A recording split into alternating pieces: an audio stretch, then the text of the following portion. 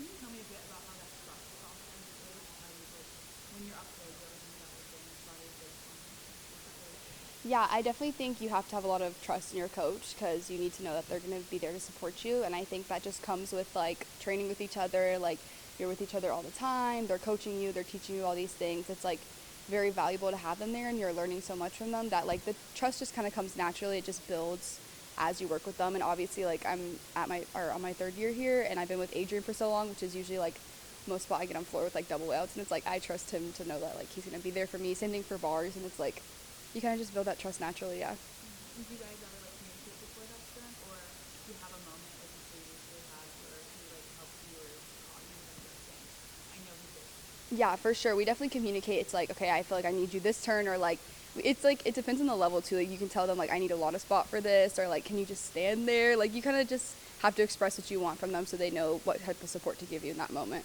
Yeah. And do you ever get to take time, like maybe pull from him more? I still get spotted all the time from all the coaches, like especially like a lot of times Owen will just stand there for bars, just for like that mental support to be there. Definitely on floor, like I still get spotted with the double outs. We all get spotted everywhere, but I don't think there's anything that like I haven't had any life-saving saves. I don't think so. Hopefully it stays that way. But yeah, just there for mostly like mental support and like a boost if we need it. Yeah. So you obviously specialize in floor and vault. hmm How kind of has that adjustment been just as a double layout routine? How has that kind of affected your stamina, but also how is that kind of fitting your routine again? Yeah, for sure. So my past like years, I've been trying to like get the full in, the full or sorry, the double out. I've been like doing the full in for longer, so it was just more comfortable for me, and I just needed more time to like fully get the double out there.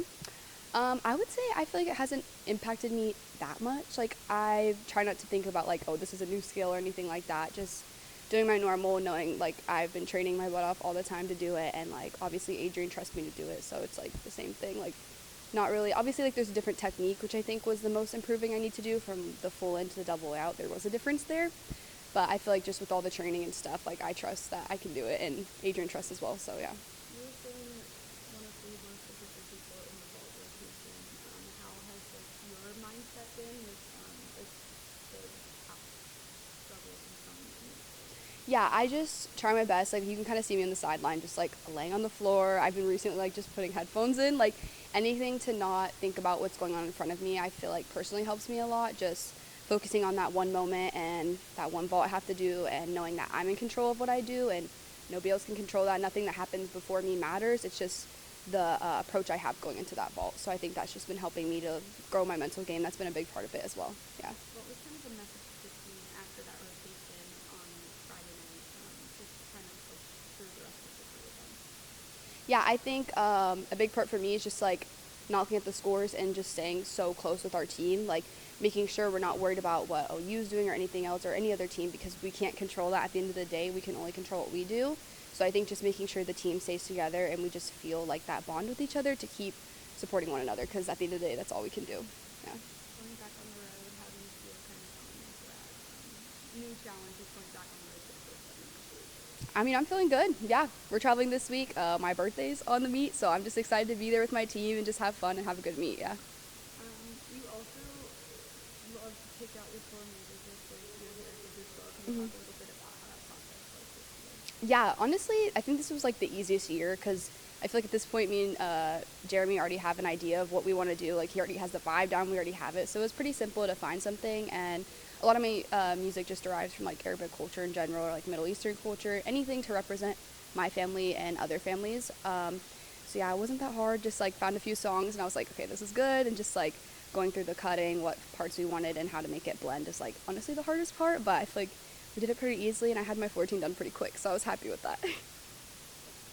So it's National Student Manager Week. Just how valuable are they for you on a day-to-day basis? Extremely valuable. Like not only do you see them like helping at competitions, especially with like the mats and stuff, but it's also like that trust as well. Like I trust that they're gonna know like the setting, they're gonna know what's right, they're gonna know how to help me, and they're literally there in every aspect. Like I feel like they're one of the jobs that kind of goes unknown or people don't know about, but they're such an important part of this team, and they're really what makes the world go around for us here. Yeah. And Coach Rowland always likes to like specify just how strong the bond is, but particularly with the gymnastics. But I think also, considering Peyton's story and what she's been through, what do you think her fight has represented for this team, and how have you guys rallied around her in this moment? Yeah, for sure. I mean, obviously we rally around her a lot. She's like all of our closest friends at this point. Like we're around her all the time. It's the same bond, like you said, like the coaches and our teammates, we're around them so much. We build that trust. Like that communication is crucial, not only to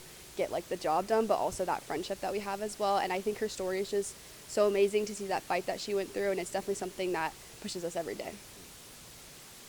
You talked a little bit about how like the physical aspect got easier. Can you speak on like the mental aspect as you've grown with the daily? For sure, yeah. That's been, I think, the biggest part of my growth this year. Obviously, like, I know I can do the skills physically. I can do everything physically. It was just that mental side that I think I still needed more work on. And this year I just, like, got whatever resources I need. I took time to, like, work on different techniques we do, like visualization and just, like, keywords to yourself, really.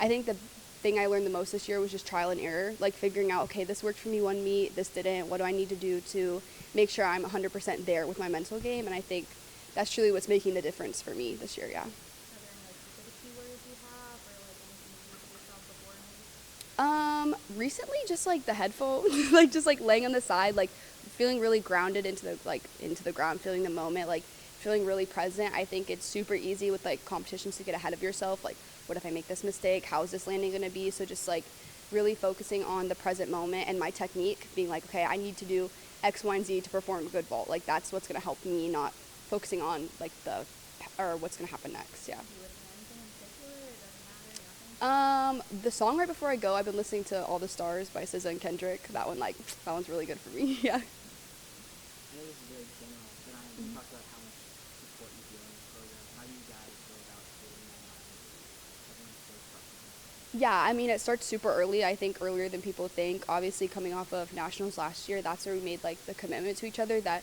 we were going to put our 100% not only into our gymnastics, but as teammates and our bond together. So I think it starts way earlier than people think, way earlier than like we assumed we needed to. But yeah, it starts there. And then like obviously in the fall, we have like team retreats and just different activities to really get to know more about each other, because the more you know, the more you feel like you can trust the person. And I think that's really where it began for us. So you need to be ready before season comes. You can't start working on that then. So I think we just really worked that all last summer and in the fall, and now I feel like we're definitely in a good spot with that, yeah. How valuable is it to have that kind of positive reinforcement from your teammates and coaches at all times? Because it does feel like you're not able to. Yeah, it's super important because you can feel the energy on the sideline. You can feel before you go, even if nobody's saying anything, you can feel if it's like low, if it's high. So I think like, especially as someone who doesn't pay attention to what's happening in front of me, like I'm basing it all off like team vibes and stuff.